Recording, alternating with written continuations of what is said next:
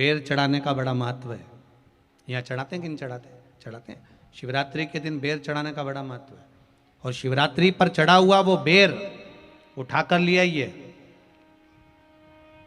और उस बेर को उठाकर रख लीजिए।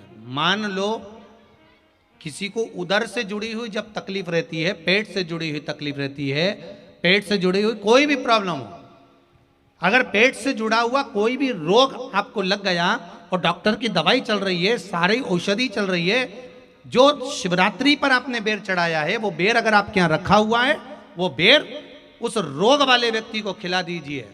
आधे घंटे के अंदर पेट का दर्द, पेट की तकलीफ, पेट का कैसा भी रोग होगा एकदम आराम लग जाएगा। उस बेर में इतना दम, इतना प्रबलता आ जाती है। शंकर को जो शिवरात्रि के दिन बेर चढ़ाया जाता है।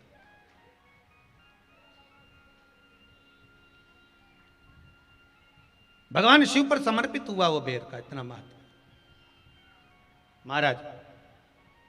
और जो देवता को उठाने के लिए बोर समर्पित करा जाता है, बेर भाजी आंवला उठो देव सांवरा, उसमें शंकर जी का भाव है, क्योंकि शिव जी का दर्शन भगवान नारायण उठते से ही करना चाहते हैं। सबसे पहले नेत्र खोले और मेरा शिव का दर्शन हुआ। बेर का भाव ही शिव का दर्शन का भाव।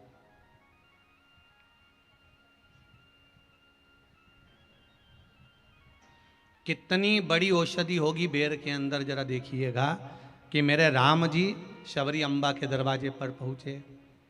आप लोग भजन में लेते रहते हो, शबरी संवारे रास्ता आएंगे राम जी, मेरा भी धन्य जीवन बनाएंगे राम जी।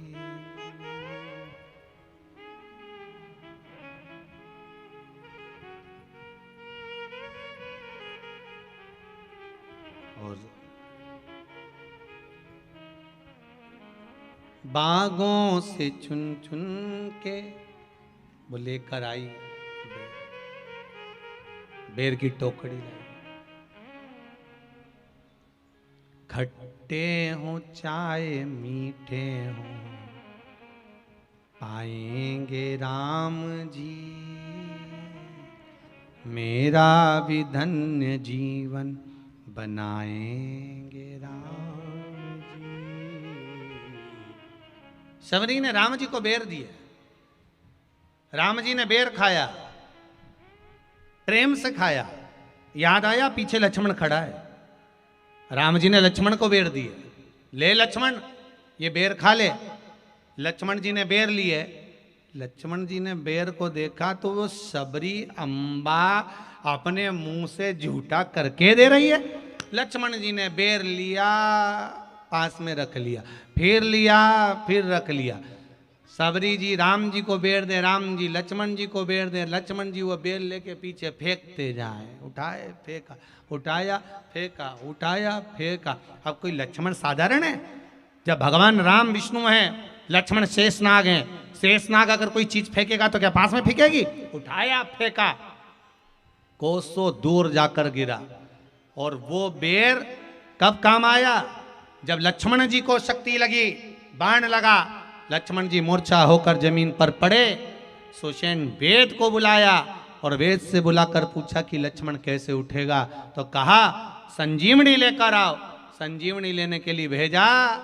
तब संजीवनी लेने के लिए जब श्री हनुमान जी महाराज गए, संजीवनी बूटी जब लेकर आए और लक्ष्मण जी को जो दी, तब राम जी पहचान गए ये संजीवनी कोई दूसरी नहीं है। लक्ष्मण जी को जो बेर खाने को दिया था वो बेर फेंक दिया था, उसी बेर की पत्ती है जिसको निचोड़ निचोड़ कर लक्ष्मण जी को खिलाना पड़ी है। तो राम जी रोते रोते बोले पहले ही खा लेता तो खाना नहीं पड़ती।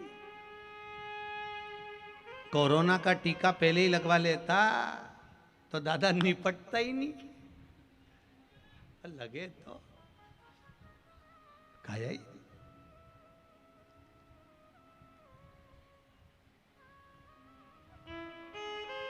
यहां तो सीधी सीधी बात है ना। कहा पोलियो की दवाई जन्म लिए बच्चे से लेकर 5 वर्ष तक के बच्चे को पोलियो की दवाई पिलाई जाएगी। पोलियो की दवाई पियो तो हाथ पैर से विकलांग नहीं होगे। बोलो, बोलते कि नहीं बोलते? पियो विकलांग नहीं होगे।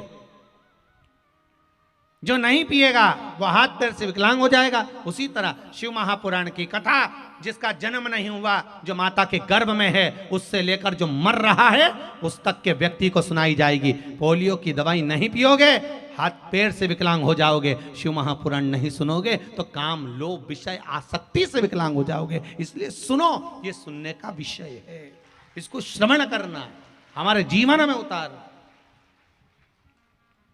नहीं मिलेगी, प्राप्त होना बड़ा मुश्किल है। फिर